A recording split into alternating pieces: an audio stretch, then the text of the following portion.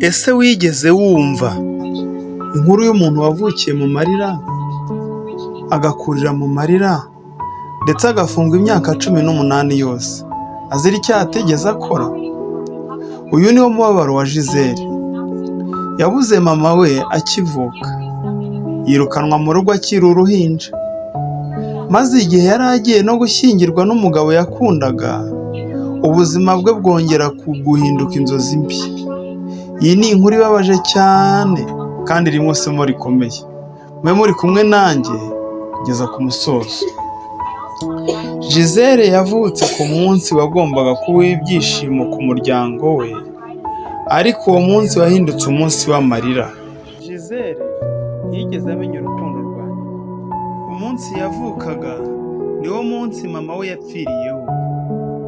Abantu benshi bavugaga ko Gisele yavukanye umwaku. Abandi bakavuga ko Gisele akivuka yazaniye umuryango wabo ibyago n'amakuba. Yari uruhinja rw'umunsi umwe gusa, atazi icyaha yakoze kugira ngo ubuzima bwe bumwakire nabi bene ako kageni. Nyina wabo wa Gisele niwe wamwakiriye amugirira impuhwe, ariko nyuma y'amezi 6 gusa umugabo wa nyina wabo yatangiye kumwanga. Akitotomba ati, uyu mwana ahora arira nijoro akambuza gusinzira, sinshaka ko akomeza kuba muri uru rugo. Uko niko yabwiraga umugore we. Umunsi umwe nyina wabo yarize amarira menshi, afata Gisele amujyana mu kigo kirera imfubyi. Yari azi ko nta yandi mahitamo afite. Gisele yakuriye mu kigo atazi se, atazi nyina, atazi n'uwo bavukanye. Buri gihe yabonaga abandi bana basurwa n'ababyeyi babo, akabirebera, amarira akamushoka. Mama wanjye ari he? Papa wanjye ari he? Ese bavandimwe banjye njyewe bari he? Abamureraga batekaga imitwe kuko batari bafite icyo bamusubiza ku bibazo byose yababazaga. Gisele yize amashuri abanza neza, ariko ubuzima bwakomeje kumurwanya.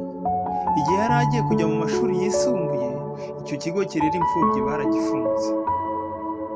Yongeye kwisanga mu muhanda, ntaho yajya, nta n'uwo yasanga afite. Ariko Imana ikoresha abantu. Umugiraneza umwe yaramubonye, amufasha gusubira ku ishuri. Gisele yize ashikamye, arangiza amashuri yisumbuye kandi neza. Ugiye kumuseka, yahuye n'umusore mwiza kandi w'umukire, aramukunda by'ukuri. Barakundanye, Gisele yibagirwa agahinda, yongera gutekereza ku buzima bwe. Bemeranyijwe no kubana, batangira gutegura ubukwe. Batumira inshuti n'abavandimwe. Gisele yumvaga bwa mbere mu buzima bwe agiye kugira umuryango.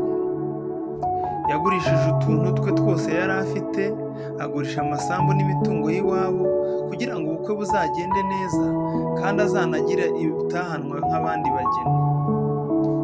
Gusa icyari kibabaje cyane ni ko ibyo byishimo bye nabyo bitamaze kabiri. Umunsi umwe we n'umukunzi we bagiye gufata amafoto y'ubukwe muri shoot.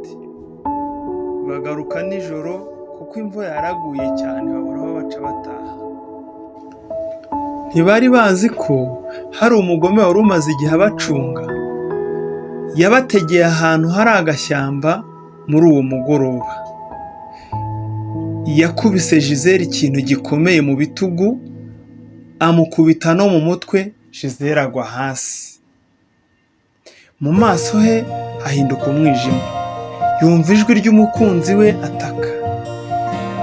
Nyuma yumva ituze riteye ubwoba.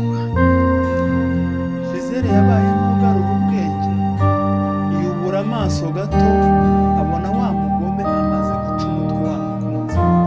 Amaraso yuzuye hasi hose.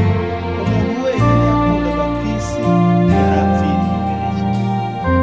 Gisele ntiyamenyeye n'igihe wa mugome yagendeye, kuko yari amaze kumutwaramo n'igikapu cyari kirimo twa dufaranga twose bagombaga kugura ubutaha.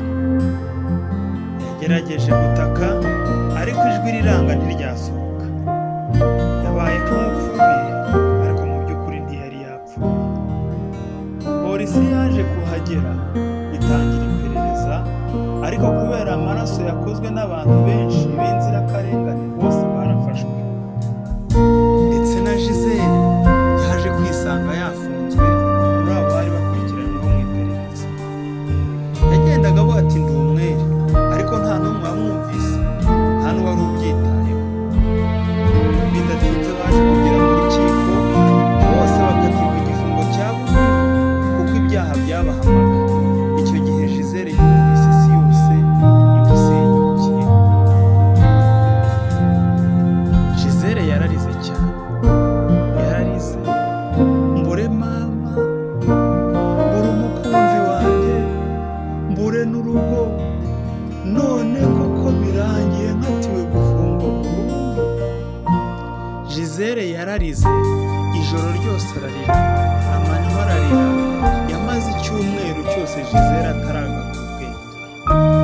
Gisele yakomeje kuba muri gereza, umwaka umwe uratambutse, imyaka ibiri iratambutse, imyaka itatu, imyaka ine, imyaka icumi, imyaka 18 yose Gisele yayimaze muri gereza, azira icyaha atakoze. Gisele isura ye yari yarahindutse, baramuharanguraga ariko umutima we wigeze ureka gusenga. Umunsi umwe habaye igiterane cy'ivugabutumwa muri gereza. Umwe mu bari bafungiye kuri ya dosiye ya Gisele bose barakatiwe burundu yahagurutse arira cyane, arakomera, aratakamba ati nakoze icyaha, nakoze icyaha, nishe umuntu, nabeshyeye abantu, nanze gutanga ukuri, ariko mu by'ukuri uriya musore ni njye wamwishe. Avuga ko ari we wishe fiyanse wa Gisele, avuga uko byagenze kose, avuga ko nawe yatekerezaga kuzabana na Gisele, ariko uwo musore akaba yari amumutanze. Yavuze n'abo bafatikanyije bose gutegura uwo mugambi, iperereza riratsubukurwa, ukuri kuratsinda. Nyuma y'imyaka 18 irenga, Gisele n'abandi bose bari bafunganywe baje kurekurwa bahindutse abere.